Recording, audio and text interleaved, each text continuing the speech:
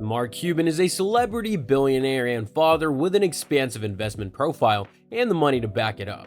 But you don't get to where he is without breaking a few wallets along the way. In this video, we'll be looking at Mark Cuban's investment profile, going over every eyebrow-raising investment he's made over the years, and finally answering the question, is Mark Cuban a Shark Tank fraud? Mark Cuban's world.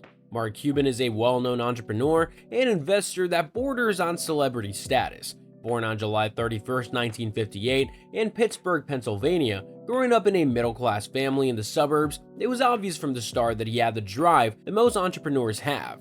In fact, at just the early age of 12, he had already started selling garbage bags to save up money. Sadly, this won't be the last time Mark Cuban sells garbage, but we'll get to that eventually. After graduating from Indiana University with a business degree in 1981, Mark Cuban went on to find bigger businesses to establish, taking odd jobs here and there until he got the spark that he needed.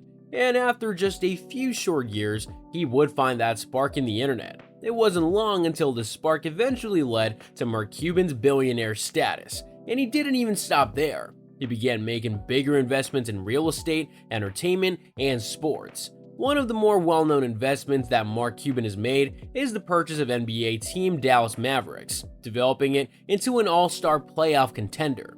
While he's made a living using his amazing financial knowledge, the one thing he's most known for is his stint as one of the so-called sharks on the reality TV show Shark Tank.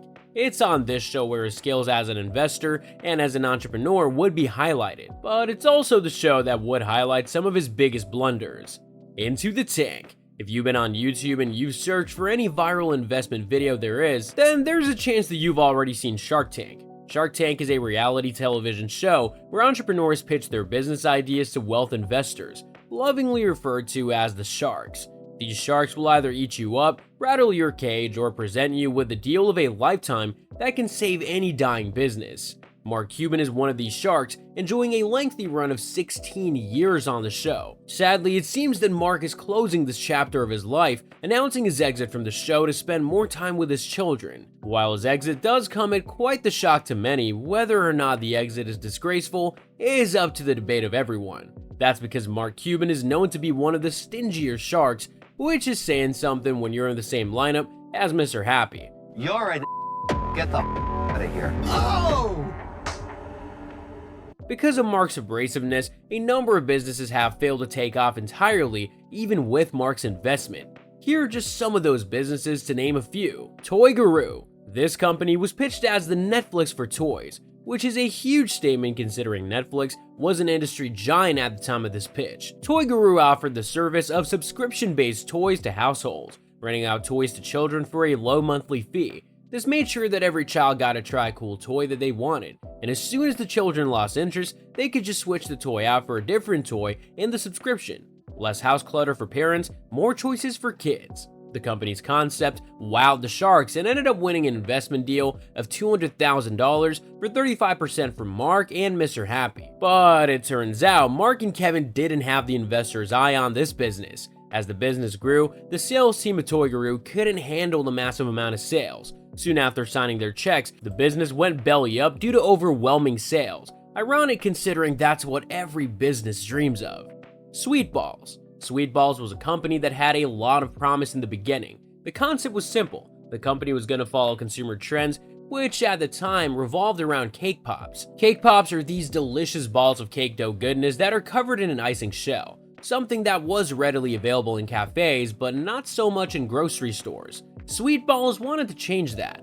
After an initial taste test by the sharks and a pitch by its investors, Sweet Balls eventually won the hearts and stomachs of Mark Cuban and Barbara. But sadly, the two investors did not consider the management of the company. Considered an oversight during the investment stage, Mark didn't take into account the integrity of the partnership that the owners of Sweet Balls had. The company was plagued by internal issues, and eventually Mark and Barbara's investment would fall through, resulting in another failed business.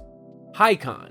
Hycon was a business that showed a lot of promise, impressing the sharks of Shark Tank early on. The owner of Hycon set out to solve one specific problem in mind: firefighter hydrant connections. The owner, being a firefighter himself, had noticed that most firefighters took their sweet time connecting hoses to fire hydrants, time that could be used actually putting out the fire. And so the owner created his own fire hose to hydrant connector that did the job in just a quarter of the time it usually took.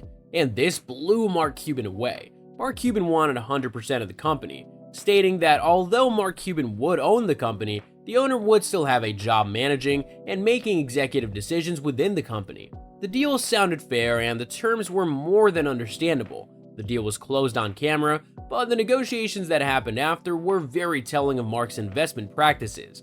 Mark wanted to overstep his position as new owner and source out the manufacture of the hose connectors to the business, a move that the original owner disagreed with. This small disagreement led to Mark just outright not signing the deal, leaving Hycon dead in the water. And sadly, this wouldn't be the first time that Mark Cuban hasn't been true to his word. Voyager Digital lawsuit.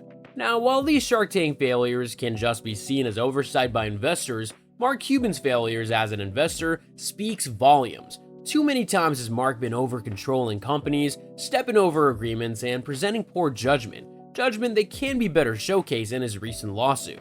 Voyager is a cryptocurrency company that claims to be the cheapest crypto platform present.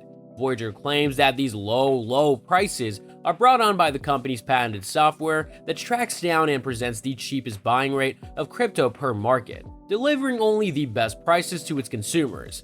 Not only that, but it also boasts a zero commission pricing model that should bring the prices down a lot more than its competitors.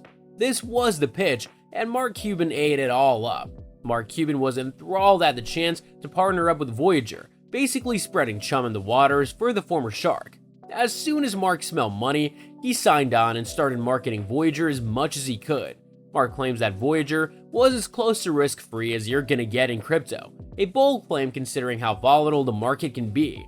After Mark Cuban's vouch on the platform, thousands came in droves to buy into crypto using the platform. It's here where many would realize how big of a lie the marketing was. The cryptocurrency wasn't cheap, far from it exactly. That's especially true when you compare it to the competitors whose prices were actually lower than Voyager's. Voyager also outright lied about there being no commission, in fact boasting the highest commission among all active platforms at the time.